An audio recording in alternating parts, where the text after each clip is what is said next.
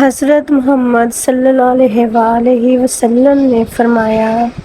بڑھاپے میں اس تسبیح کو پڑھنے والے سے اللہ راضی ہو جاتا ہے، اللہ اس کے تمام گناہ معاف کر دیتا ہے۔ محترم ناظرین، ہمارا آج کا وظیفہ ایک ایسی تسبیح پڑھنے کا عمل ہے کہ جس کے بارے میں حضور اکرم صلی اللہ علیہ وآلہ وسلم نے فرمایا کہ اس تسبیح کو پڑھنے والے سے اللہ تعالیٰ راضی ہو جاتا ہے، اللہ اس کے تمام گناہ معاف کر دیتا ہے،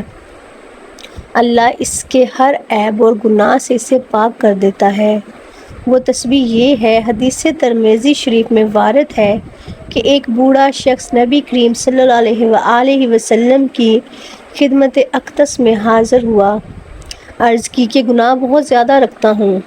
عمر ہو چکی ہے، اللہ کی نافرمانی اور گناہ بہت رکھتا ہوں، جنت کا سوال ہے۔ رسول کریم صلی اللہ علیہ وآلہ وسلم نے ارشاد فرمایا، جو شخص یہ تسبیح پڑھتا ہے اللہ تعالیٰ اس سے راضی ہو جاتا ہے، اس کے تمام گناہ معاف کر دیتا ہے، اس پر اللہ تعالیٰ کی رحمت برستی ہے اور ان کے تمام گناہ معاف ہو جاتے ہیں۔ اس بوڑھے شخص نے یہ ارشاد سن کر نعرہ تکبیر کہا اور روانہ ہو گیا۔ نبی پاک صلی اللہ علیہ وآلہ وسلم نے فرمایا، اگر یہ تسبیح جو بھی پڑھے گا تو وہ جنت میں داخل ہوگا۔ وہ تسبیح کون سی ہے؟ اس کے بارے میں جاننے کے لیے آپ سے گزارش ہے کہ ویڈیو کو آخر تک لازمی دیکھیے گا۔ اس ویڈیو میں آپ کو مکمل طریقہ کار بتاؤں گی کہ آپ نے وہ تسبیح کس طریقے سے کتنی تعداد میں کرنی ہے۔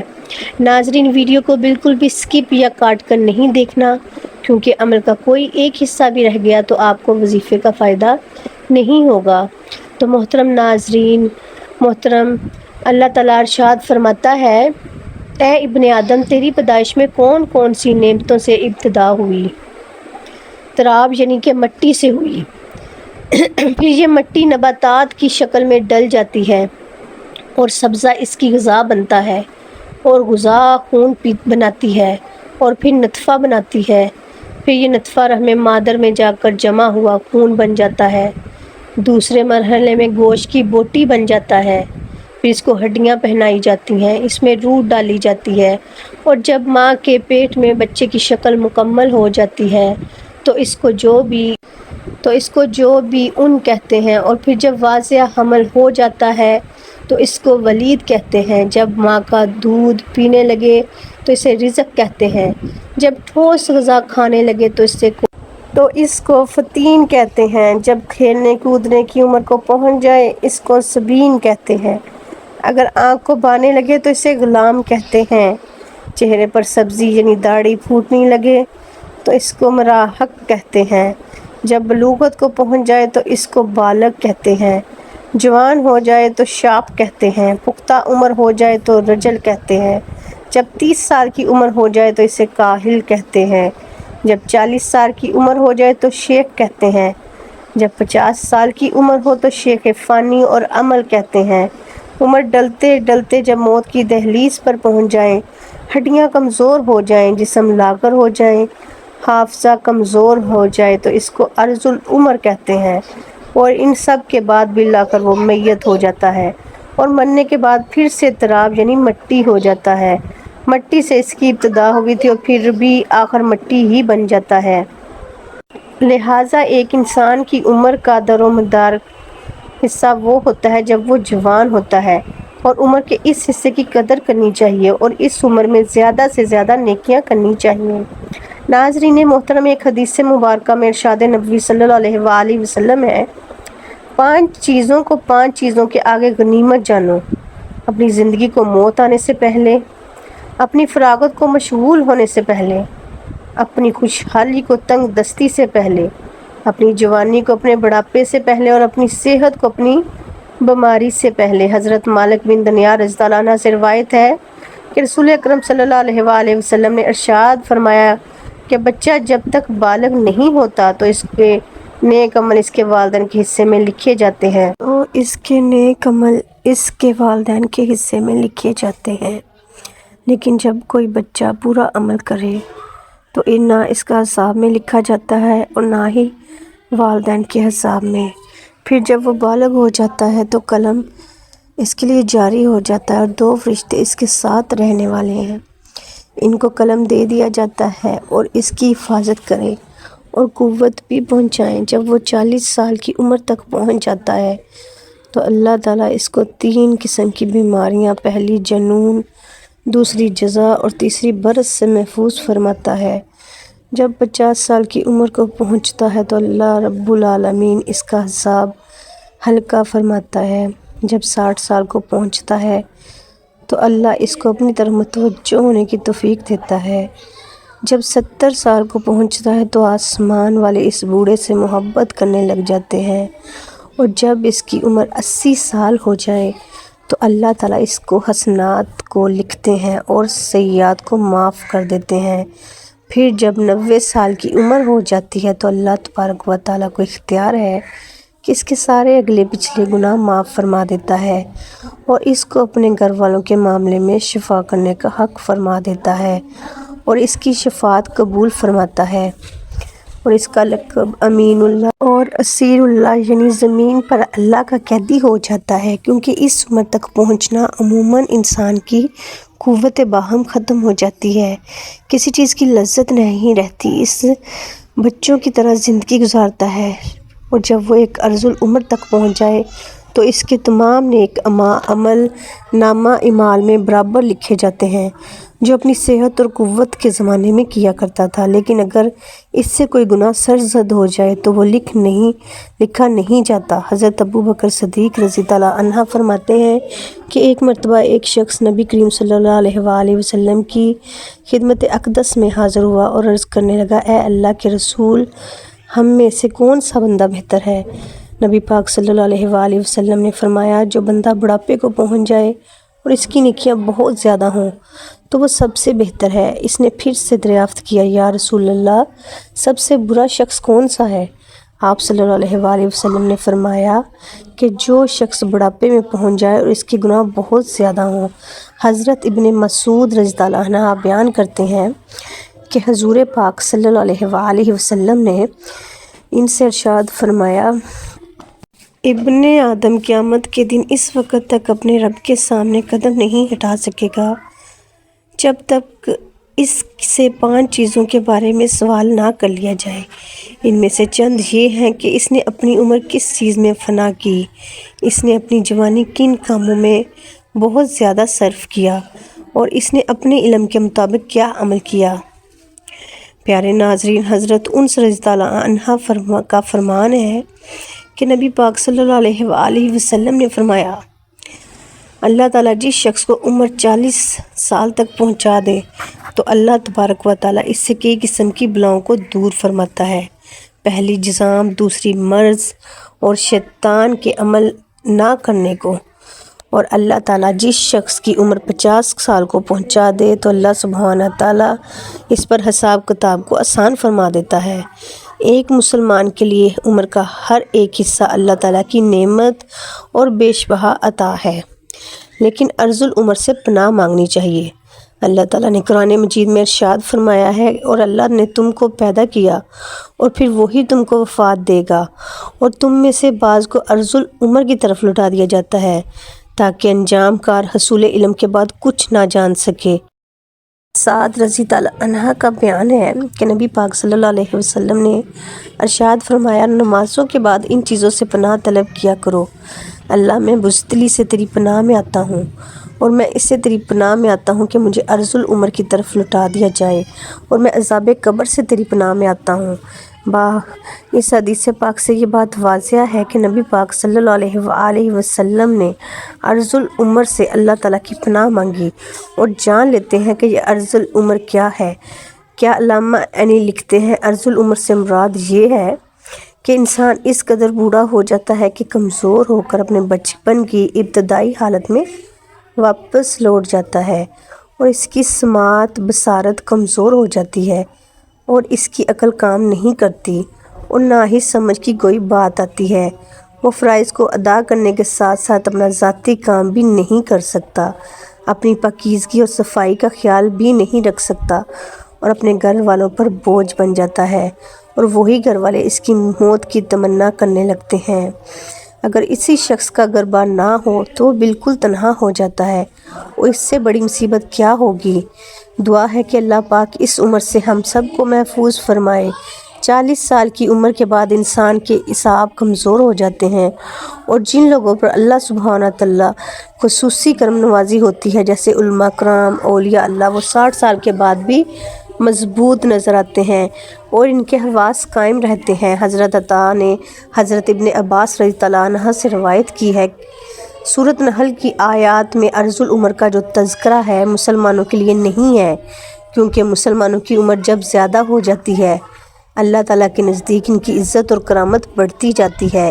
اور اس کی عقل و معرفت بھی زیادہ ہو جاتی ہے۔ اور حضرت اکرمہ نے کہا کہ جو قرآن مجید کی تلاوت کرتا رہتا ہے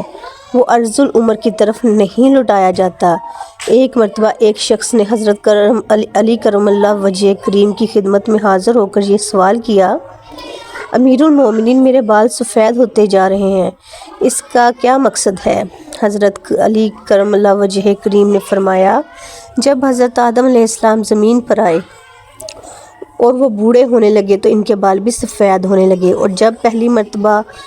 حضرت آدم علیہ السلام نے اپنے بالوں کو سفید ہوتے ہوئے دیکھا تو اللہ تبارک و تعالیٰ سے عرض کی، اے اللہ میرے بال کیوں سفید ہو رہے ہیں؟ تو رب کریم نے فرمایا کہ بالوں کا سفید ہونا بڑھاپے اور بزرگی کی طرف اشارہ ہے، اور انسان کا بوڑھا ہو جانا انسان کو نفسیانی خواہشات سے دور کرتا ہے اور اس بات کو واضح کرتا ہے کہ اس شخص کے پاس زندگی میں تجربات ہیں جن سے مشورہ لے کر اپنے آپ کو بہتر بنا سکتے ہیں۔ اس لیے اللہ تعالیٰ بوڑھوں کے مشورے زیادہ پسند فرماتا ہے، یعنی کہ بوڑھوں کے پاس جو تجربات ہوتے ہیں وہ اچھے مشورے دیتے ہیں۔ احادیث مبارکہ میں اللہ کے نبی کریم صلی اللہ علیہ وآلہ وسلم نے ارشاد مبارکہ ہے، 4 شخص ایسے ہیں جن سے اللہ تبارک و تعالیٰ قیامت کے دن نہ بات فرمائیں گے، نہ ہی انہیں پاک فرمائیں گے، اور نہ ہی ان کی طرف رحمت سے دیکھیں گے، اور ایسے لوگوں کے لیے دردناک عذاب ہوگا۔ پہلا وہ شخص جو قسمیں اٹھا کر مال فروخت کرنے والا ہو اور اس کی عمر بھی بڑھاپے میں پہنچی ہو اور وہ قسمیں اٹھاتا ہو، خواہ وہ سچی ہو یا جھوٹی، اللہ سبحانہ تعالیٰ اس سے نفرت کرتا ہے۔ حضرت ابو ہریرہ رضی اللہ عنہ سے روایت ہے کہ نبی کریم صلی اللہ علیہ وآلہ قسم اٹھانے سے سامان تو فروخت ہو جاتا ہے مگر اس سے برکت ختم ہو جاتی ہے۔ یہ حدیث متفقہ علیہ ہے اور یہ الفاظ ابو داؤد کے ہیں۔ نبی کریم صلی اللہ علیہ وآلہ وسلم قسم کا معمولی سمجھنے اور تجارت کو فروخت کرنے اور کمائی کی خاطر کثرت سے قسم کھانے سے ڈرا رہے ہیں۔ اس لیے جب کسی سامان پر جھوٹی قسم کھاتا ہے تو خریدنے والا قسم کھانے کے سبب اس سے اپنی قسم میں سچا سمجھتے ہوئے یہ سامان تو خرید لیتا ہے، چنانچہ اس کے رزق میں برکت ہو جاتی ہے، بلکہ ہو سکتا ہے کہ منافع کے ساتھ ساتھ حقیقی قیمت بھی ضائع ہو جائے۔ یقیناً جو کچھ اللہ تعالیٰ کے پاس ہے اسے اس کی نافرمانی کے ذریعے حاصل نہیں۔ دوسرا وہ شخص جن کی عمر ہو چکی ہو اور وہ متکبر اور فقیر ہو، یعنی ایسا شخص جس کے پاس نہ تو مال ہو اور نہ ہی وہ لوگوں کو بڑھا چڑھا کے بتاتا ہے کہ میرے پاس یہ بھی ہے اور فلاں چیز بھی ہے، یعنی ایک تو فقیر اور کنگال اور دوسروں کا دستے نگر اور محتاج، اوپر سے تکبر کر کے اپنی جھوٹی برتری ظاہر کرتا ہے۔ اللہ تبارک و تعالیٰ کو یہ بات ہرگز پسند نہیں کہ اللہ تبارک و تعالیٰ تو کسی مالدار اور غنی شخص کا تکبر کرنا پسند نہیں کرتا، تو پھر فقیر اور محتاج جو تکبر کرے اللہ سبحانہ تعالیٰ کے نزدیک ایسے شخص کا تکبر کرنا مالدار آدمی سے زیادہ قبیح ہے۔ تیسرا بوڑھا وہ شخص جو زانی ہو، یہ تیسرا شخص جس سے اللہ تبارک و تعالیٰ سخت نفرت فرماتا ہے۔ بڑھاپے میں زنا کرنے کا مطلب یہ ہے کہ اس کا مزاج بہت بگڑا ہوا ہے اور اس کا دل اللہ سبحانہ تعالیٰ کے خوف سے بالکل خالی ہے۔ جوانی کی ایک طویل عمر گزارنے کے بعد متعدد تجربات کے حصول سے انسان کی عقل کامل ہو جاتی ہے۔ حضرت ابو ہریرہ رضی اللہ عنہ سے روایت ہے کہ رسول پاک صلی اللہ علیہ وآلہ وسلم نے فرمایا، 3 ایسے شخص ہیں جنہیں اللہ تبارک و تعالیٰ قیامت کے روز کلام نہیں فرمائے گا اور نہ ان کی تعریف اور ستائش کرے گا۔ اور ایک روایت میں یہ بھی ہے نہ ان کی طرف دیکھے گا اور ان کے لیے دردناک عذاب ہوگا، ایک تو زناکار بوڑھا، دوسرا جھوٹا بادشاہ اور تیسرا تکبر کرنے والا، نمبر 4 ظالم حکمران جس کی عمر نازک ہو چکی ہے، اس سے اللہ تبارک و تعالیٰ کو نفرت ہے۔ اللہ پاک نے اس کو حکومت دی اور زمین پر اختیارات دیے تاکہ یہ اللہ تعالیٰ کی زمین پر اس کے بندوں کے درمیان عدل و انصاف کرے۔ اس نے اپنے اختیارات کا ناجائز فائدہ اٹھایا ہے اور اللہ تعالیٰ کے بندوں پر ظلم و ستم ڈھاتا رہا۔ اپنی حکومت کے نشے میں اس قدر گھار کو واقع ہوا کہ اللہ کے ہاں لہٰذا یہ اللہ کے ہاں قابل نفرت ٹھہرا ہے۔ اللہ تبارک و تعالیٰ اسے بروز قیامت اپنے عشق کا سایہ نصیب نہیں فرمائے گا۔ 5واں وہ شخص جو گناہ بھی کرتا ہے اور توبہ استغفار بھی نہیں کرتا اور نہ ہی اپنے گناہوں پر شرمندہ ہوتا ہے، اور یہ شخص بھی اللہ تعالیٰ کی سزا کا مستحق ٹھہرتا ہے اور اللہ تعالیٰ اس پر غضبناک ہوتا ہے اور قیامت کے دن اس کا ٹھکانہ بھی جہنم ہے۔ حضور پاک صلی اللہ علیہ وآلہ وسلم کا فرمان عالی شان ہے کہ جو شخص بڑھاپے میں پہنچتا ہے اور یہ تسبیح پڑھتا ہے تو اللہ تعالیٰ اس کے تمام گناہ معاف کر دیتا ہے اور اس کے ہر عیب پر پردہ ڈالتا ہے۔ اللہ تعالیٰ ایسے شخص سے راضی ہوتا ہے اور اللہ تعالیٰ یہ تسبیح پڑھنے والوں سے خوش ہوتا ہے۔ جو شخص یہ تسبیح پڑھتا ہے اللہ تعالیٰ قیامت کے دن اس کی نیکیوں کا پلڑا بھاری کرے گا اور گناہوں کو معاف فرما دے گا انشاءاللہ تعالیٰ۔ ناظرین، وہ تسبیح یہ ہے کہ جو شخص کسی بھی نماز کے بعد یا دن میں جب آپ کو وقت ملے یہ تسبیح پڑھ سکتا ہے۔ یہ تسبیح پڑھنے سے پہلے آپ نے درود پاک پڑھنا ہے۔ درود پاک آپ کوئی سا بھی پڑھ سکتے ہیں۔ ایک بار ثواب کی نیت سے میرے ساتھ بھی درود پاک پڑھ لیں۔ بسم اللہ الرحمن الرحیم۔ اللہم صلی علی محمد وعلی آل محمد کما صلیت علی ابراہیم وعلی آل ابراہیم انک حمید مجید۔ اللہم بارک علی محمد وعلی آل محمد کما بارکت علی ابراہیم وعلی آل ابراہیم انک حمید مجید۔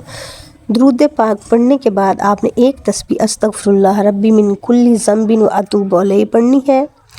یہ استغفار کی تسبیح پڑھ سکتے ہیں۔